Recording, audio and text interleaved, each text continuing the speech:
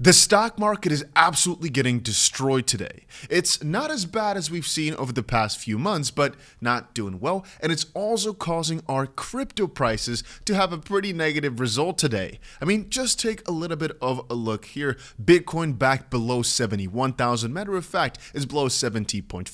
Ethereum is a couple $100 down, being 5% down throughout the day. And many of our most beloved altcoins are not in a good position right now, as they've fallen quite significantly. Yes, there are some coins that are on the up and up, like 𝗕𝗂, being up roughly 7.5% throughout the day, Radium 7%, 𝗕𝗏 7% or so.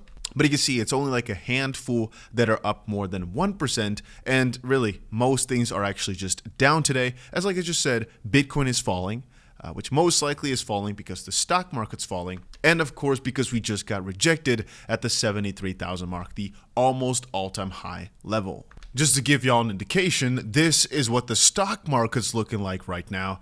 Yeah, it is very much in the red. Amazon down 3, Meta down 3.6, Nvidia down 4%, Apple 1.2, Microsoft down 6%.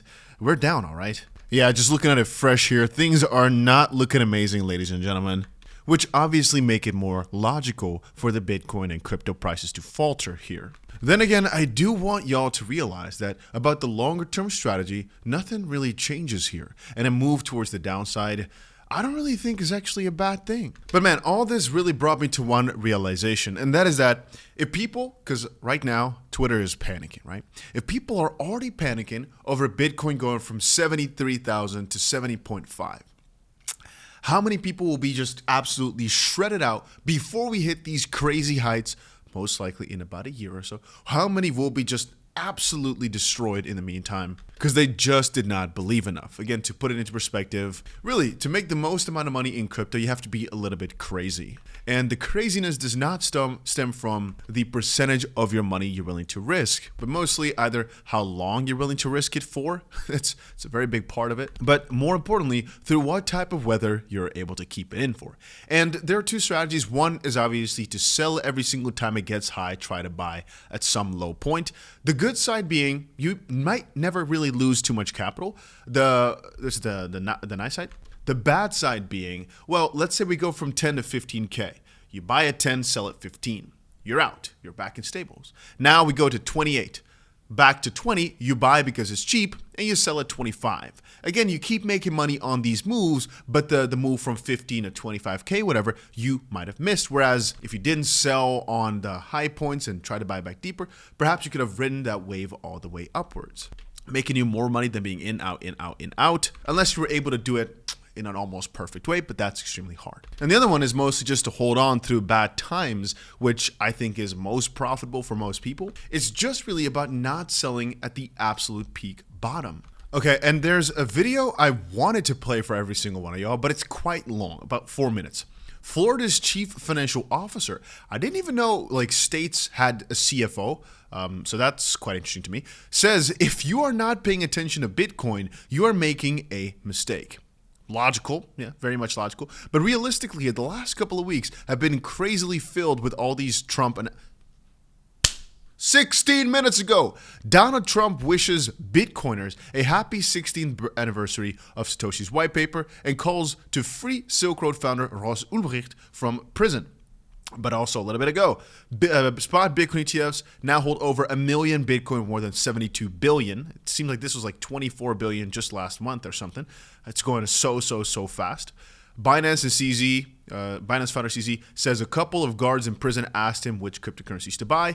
Yes, I just was at the Binance conference. I heard him say it was kind of funny. And actually, if you're thinking about it, the price of Bitcoin per Halloween, it's actually really an interesting come up. Just to put it into perspective here, back in 2017, at Halloween, the price was about $6,000. Back in 2019, the price was still only $9,000. And then back in 2022, it was only $20,000. And then right now, it is $72,000. Yes, there's ups and downs, but like I just said to you guys earlier, if you keep holding on throughout the bad times, I personally think the good times will come. And especially because we just keep expanding. I mean, Canary Capital filing for a Solana spot ETF. Now, Canary also filed for an XRP one. I'm not so sure that this is the biggest of deals. At the same time, MicroStrategy yesterday said about $42 billion worth of Bitcoin buys are basically coded in. Now, how did they say that? They literally said they're going to raise $42 billion, or at least are planning to do that, to buy more Bitcoin with it. And then again, coinciding with the fact, like I just said, that these Bitcoin ETFs keep stacking more and more and more. One of the things that's interestingly enough happening is all the money is being taken out of the traditional crypto holders and being put into the institutions. The Bitwise CIO also said, I think we're going to go above $100,000 per Bitcoin. I think it's kind of inevitable. And yeah, realize this, Michael Saylor, he doesn't really do dip buying, right? He just buys whenever they get more money, so to speak.